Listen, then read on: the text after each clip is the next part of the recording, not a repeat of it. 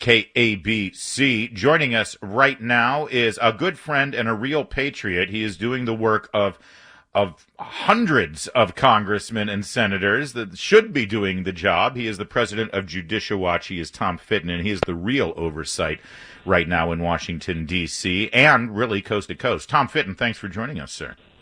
Hey, thank you, Larry. Thanks for having me. Appreciate those kind words. First, your impression of Kamala Harris. You've had a bit of experience with her as a senator for the last 4 years, but also just sort of her role now as the running mate for Joe Biden.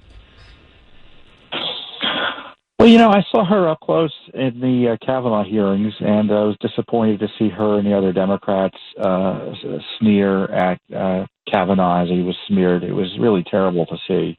Yeah. Her policy positions, they're very to the left of me personally. Judicial Watch doesn't take a position as to whether you should vote for or against her or Biden, but we certainly are investigating both of them, that's for sure, as we are with the Trump administration. Well, and you raise Kamala Harris's role in that judiciary confirmation hearing of Brett Kavanaugh, and you're right, her behavior there was despicable. But, one thing she kept harping on was there needed to be a thorough investigation. She wanted documents and reams of documents, and she wanted the FBI to investigate things about him, even before the Christine Blasey Ford allegations. And certainly then she wanted even more investigation and more investigation and more investigation to find out who this guy was and what he was all about and how he made his decisions and all that stuff. Do you think she might join your fight then, Tom Fitton, in releasing Joe Biden's Senate papers that are under lock and key and withheld from the American people who paid for those records? Well, you probably just saw my tweet, which kind of asked that question. We sued this University of Delaware, where his Senate records are. They're public records. They're protected with public funds, so they're not like secret personal records anymore. Tara Reid says evidence of her complaint about him might be there. So I would hope that she would encourage him to release all the records. And I don't know if Tara Reid is accurate in her recollection or is telling the truth. Senator Biden denies it, and it was a long time ago, so we can't necessarily take one word over the other, although there's contemporaneous information that it may have happened. But let's figure out what else is in those records, not only about Tara Reid, but he talked about having communications with Putin when he was a senator. Yeah. We're concerned about the Russians, aren't we? So let's figure out what he was talking about. This is just basic investigative work. He's running for president. There's a cache of public records that ought to be available to the American people. We've sued the Trump administration more times than I can count, and to get information about what the Trump administration does on certain issues. And Biden shouldn't be immune from similar scrutiny, and heck, that's why we're suing. And at the very least, if she's going to be consistent with her dogged investigations of Brett Kavanaugh that were built on much shakier ground than some of the things that we know about Joe Biden, I would think that she would also call for some transparency there. I'm not holding my breath, though, Tom Fitton. No, but she should be held accountable for it, though, because now she owns it. Tom Fitton is our guest, president of Judicial Watch. You've been monitoring this movement to defund the police nationwide, jurisdiction by jurisdiction. And in Los Angeles, when it comes to Mayor Eric Garcetti, he seemed so eager. He went out in the streets and joined the protesters and knelt before them and promised. And he's moving this along, this defund the police movement. But you've uncovered quite a bit of information about his use of police funds and police personnel in the past. Well, he gets LAPD police protection as mayor, and I don't begrudge him that necessarily, although maybe the citizens of L.A. may wonder why it is that the mayor needs police protection. He's not the president of the United States, but, that's fine. Well, and while he's defunding the police protection in our neighborhoods, he's still making use of it personally in his house and in his office. Well, that's true, and not only that, but Judicial Watch uncovered records showing that he takes the police security detail with him abroad on junkets to Paris and Switzerland, Mexico City, and all sorts of fun places that he gets to go that citizens can't go. So he's obviously supportive of defunding the police, undermining the protection of citizens, and while benefiting from the same type of protection that obviously is not going to be cut back at all. And again, if it's security, it shouldn't, but highlighting that what's good for thee, but not for me, is, I think, something important for us to do as watchdogs in terms of the government way approach to things. Amen. And let's just be clear here. We were all wondering, why is Eric Garcetti traveling to New Hampshire all the time and Iowa all the time, and for that matter to foreign countries? And it was clear he was flirting with the idea of running for president, which is fine if he wants to do that. But in his capacity as mayor of Los Angeles, his job duties don't take him to those places. But he was fine spending, is this true? Nearly $500,000 in travel costs? Yeah, and that's just for a limited period of time, so I don't think we have the more recent records. It's interesting because the LA Times had reported that summary data, the $400,000+, nearly $500,000, as you point out, but they didn't report out what we found out when we got the documents ourselves, is that a big chunk of that money was for these junkets abroad. I think he went to Paris twice. I don't know. I've been to Paris. Have you been to Paris? I have not. Well, I did. To be honest, I had to stop. Well, actually, I was in Paris. That's why I forget. It was a long time ago. I had 18 hours in Paris. I didn't go to the top of I didn't go into any building, but I stood in front of a lot of them to take selfies. Yeah.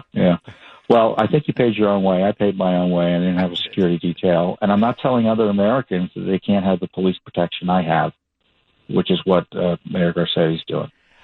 Tom Fitton, Judicial Watch also has done yeoman's work enforcing L.A. County and even the state of California to examine their voter rolls and purge the voter rolls. I know you reached a settlement with L.A. County over that.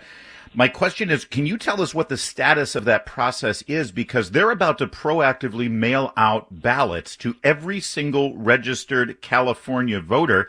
And I'm afraid that a lot of those ballots are going to go to people who shouldn't be on that they've even acknowledged through their settlement with you should not be getting a ballot, yet they will get a ballot anyway. Well, that process is slow, and it will take years for that roll to be cleaned completely. Initially, Newsom, illegally on his own, wanted to mail ballots to everyone, including people who were inactive, meaning that 1.6 million plus names. Judicial Watch sued. The legislature passed the law blessing Newsom's plan, but restricted, and the implementation is going to restrict the swamping of the mails with ballots to those only registered to vote who aren't on that inactive list, who are likely dead or moved away. So that was a minor, I would say moderate victory. But the problem is when you've got dirty rolls like that, you can bet even the active names may be dirty as well, which is why it's a bad public policy and will cause, in my view, increased opportunities for fraud, especially when you mix it with the ballot harvesting there available in California to mail millions of ballots to people who hadn't asked for them. These aren't ballot applications. Hey, you want to file an absentee ballot? That's problematic. But an actual ballot. And then, of course, you got the ballot harvesters. You know what's interesting to me, Larry, is I thought they were mailing the ballots because you would die if you would vote. Yeah. But why are they not restricting ballot harvesting, which would allow for in-person collection of ballots? That's right. By strangers knocking on doors, swarming neighborhoods. Lord knows what they're doing. And Tom, maybe because our election law, even though there's 50 election laws because each state runs these things, but in general, let's say I'm sitting at home and I've got my mail-in ballot that Gavin Newsom has mailed to me, so I didn't request it, but it's sitting there. Somebody knocks on my door and says, "Hey, I'm here to harvest your ballot. I'm here to collect it." So I fill it out and I give it to them a week before the election, let's say, and then on election day, I go and I vote at my polling place. Is there anything stopping what I just described from happening? Oh, that's a good question. It depends. It depends whether they have a record of your vote coming in, if that person had brought it in before you show up to vote in person. Mm-hmm. I thought you were going to ask, how could you be sure that the ballot you hand to the harvester actually gets to the polling location? Well, I'll be honest, Tom. I've got about 20 questions about that. Well, I just started with that one, but sure, let's take that one up as well. How do I know that my ballot will even be counted? But you're right. And then, of course, the system may be broken because of the overwhelmed mails and election officials. California, they're planning. They plan to to count ballots at least 17 days past the election.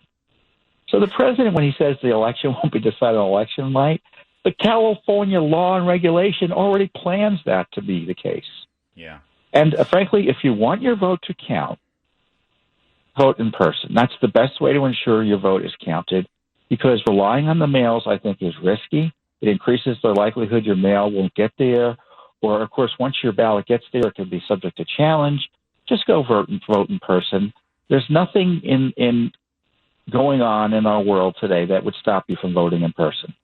And, Dr. Fauci even said, you know what, you can go shop, you can run errands, you can go vote in person. And I hope that's what people do. And it truly is the only way to know for sure that your vote has been counted, and that is to show up, vote in person as you normally would.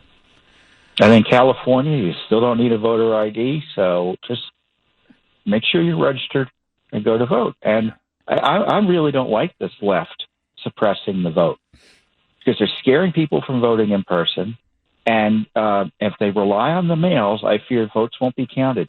You have in 2016, 319,000 ballots were thrown out across the country, absentee mail ballots. You can expect multiples of that this year because of the large numbers out there. 44 million ballots will be automatically, it's 46 million now, it goes up. 46 million ballots will be automatically mailed this year to people.